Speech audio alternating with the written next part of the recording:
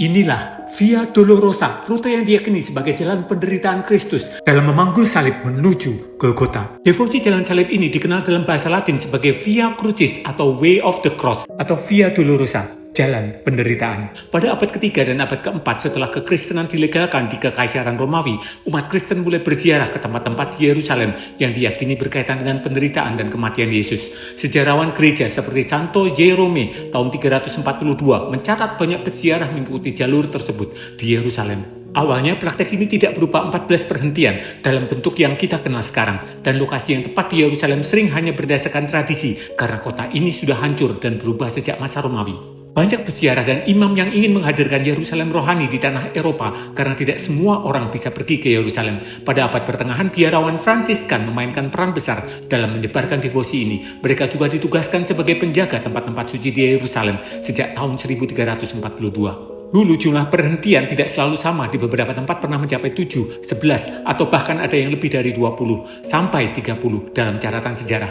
Pada akhir abad ke-17 dan awal abad ke-18, para paus mengatur devosi ini agar lebih seragam.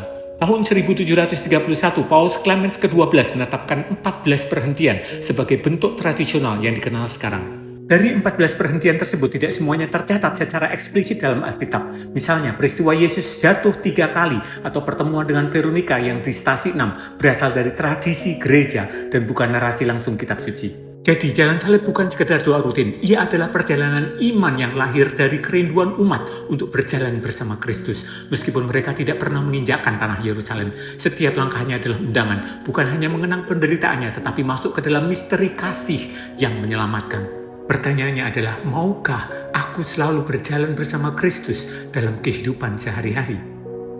Tuhan memberkati.